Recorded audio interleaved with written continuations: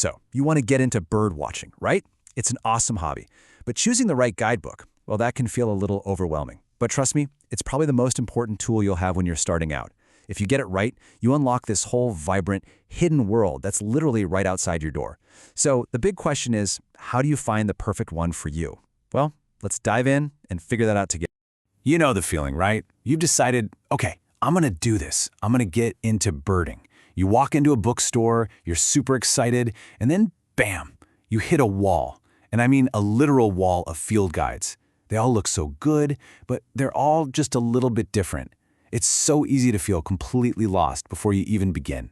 But hey, don't worry, we're gonna break down exactly what you should be looking for.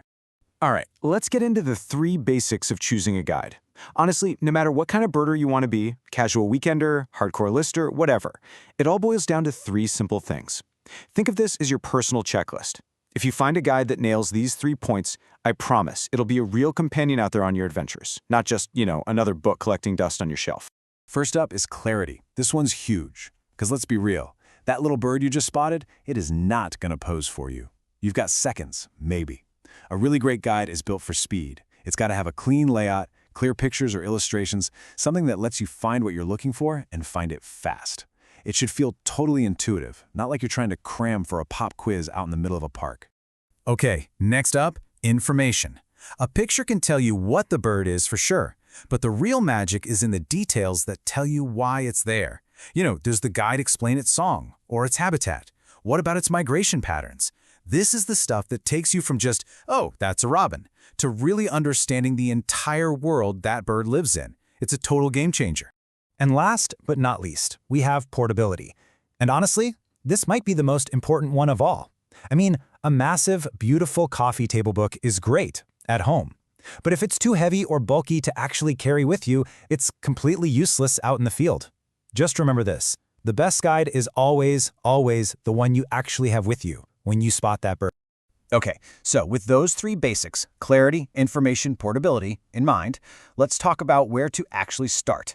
For pretty much every new birder out there, the answer is going to be a comprehensive guide. Just think of it like your Birding 101 course, all packed into one handy book. So what are these guides? Well, they focus on the birds you're most likely to actually see where you live. They do this on purpose. They leave out all the super rare, once-in-a-lifetime birds, and that's perfect when you're a beginner. The whole point is not to overwhelm you. It's to help you get those first few exciting IDs under your belt, to build up that confidence. What makes these guides so effective is that they really teach you how to look at a bird. They'll point out key identification points, like the shape of its beak or the patterns on its wings. They give you that essential context on stuff like calls and habitat. And get this, a lot of the modern ones even have things like QR codes that let you play the bird's call right from your phone. Being able to connect what you see with what you hear, oh man, that is an absolute game changer for learning fast. So once you've been at it for a while and you're feeling comfortable with your comprehensive guide, something cool happens. You start getting really curious. You'll find yourself wanting to go deeper, maybe on a specific type of bird or a particular region you visit a lot. And that's when you know you're ready for the next step, specialized guides. Yeah, you can really see the difference laid out here. A comprehensive guide, that's your friendly teacher, walking you through the basics. But a specialized field guide, that's like having an expert consultant with you in the field. It's for those moments when you really want to tell the difference between 2 super tricky sparrows, or maybe understand the subtle plumage changes of one species throughout the year. It's just the natural next step in your whole birding journey. And believe me, you can get incredibly specific with these. There are guides out there for just a single national park, or books dedicated only to identifying birds by their silhouette in flight. And then there's amazing nonfiction that tells these epic stories of migration. These books really let you follow your curiosity down whatever rabbit hole fascinates you the most. Okay, so choosing the right book, that's step 1, but using it effectively, that's a whole other thing. So let's cover a few simple, practical tips that are going to help you get the absolute most out of whatever guide you end up choosing. Here are 2 pro tips for you. They're simple, but they're so powerful. First, always check the publication date. Bird science is always changing, so a newer book is going to have the most up-to-date info on names and ranges. And second, become a student of the distribution maps. Seriously, those little maps are your secret weapon. They tell you if a bird is even supposed to be in your area and at what time of year. It'll save you a lot of guesswork. Now, the real key to getting good at this is to create what I call a learning loop. Don't just let your guide sit on the shelf until you're heading out the door. The trick is to spend a few minutes at home studying the common birds in your area. Then, go out and try to find them. And when you get back, look them up again. This simple cycle, study, observe, review, will accelerate your learning like you wouldn't believe. So, there you have it. We've talked about how to choose a guide and how to use it like a pro. Really, all that's left now is the best part of all, starting your own adventure.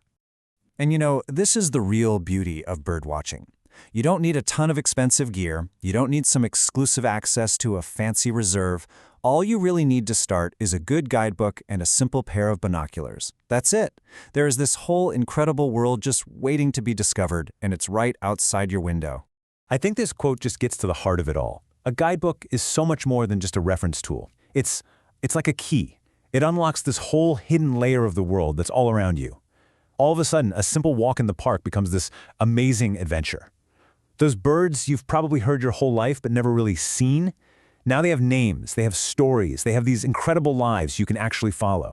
So really, the only question left is the one right here on the screen. Whether you're just starting out and grabbing that first comprehensive guide, or maybe you're ready to dive a little deeper with a specialized book, that perfect adventure is out there waiting for you.